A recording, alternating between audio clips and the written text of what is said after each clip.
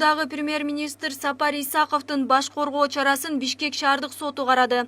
Буга чейин 1-май райондук соту Исаковду тергөө амалдары бүткөнгө чейин убактылуу кармоочу жайга камоо тууралуу чечим чыгарган.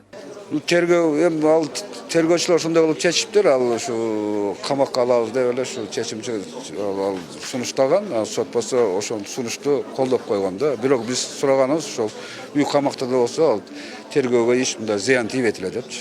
Бишкек шаардык соту Сапар Исаковдун ишин жабык эшик артында карап, массалык маалымат каражаттарынын өкүлдөрү жана экс-премьердин тарапташтары сот залына киргизилген жок. Процесстин жүрүшүндө Исаковдун жактоочусу Нурбек Токтакуновду дагы кирүүсүнө тыюу салгандыктан түшүнбөстүктөр орун алды.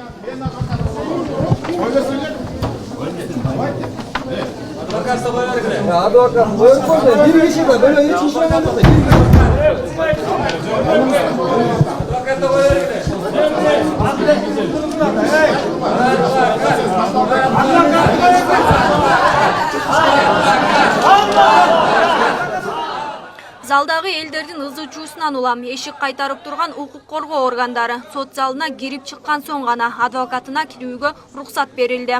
Сот отурумуна келген Сапар Исаковдун тарапташтары болуп жаткан окуяны саясий куугунтук катары баалашты. Мына ички иштер бөлүмдөрүнүн кызматкерлери барын алып келип мына жерге коюп койду.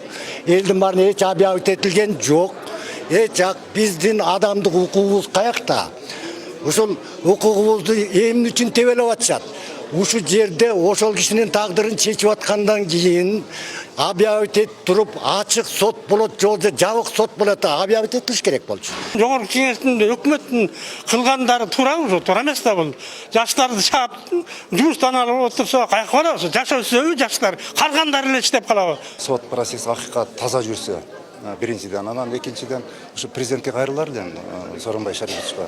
Ушу акыйкат айткандай карап, ушу сапарды 2 айга эмес, 2 секундка дагы камаганга акысы жок эле да. 2 секундка. Жарым саатка созулган сот процессинин жыйынтыгында Бишкек шаардык соту райондук соттун чечимин күчүндө калтырды. Ал эми Сапар Исаковдун жактоочусу Нурбек Токтакунов бул чечимди мыйзамсыз деп эсептейт. Эми чечим чыгарды. Ошо райондук соттун чечимин күчүндө калды. Баш коргоо чарасы под стражу алганга экиле негиз бар, экиле себеп бар. Жана подписка о невыездин бузса, же жаңы айып угулса.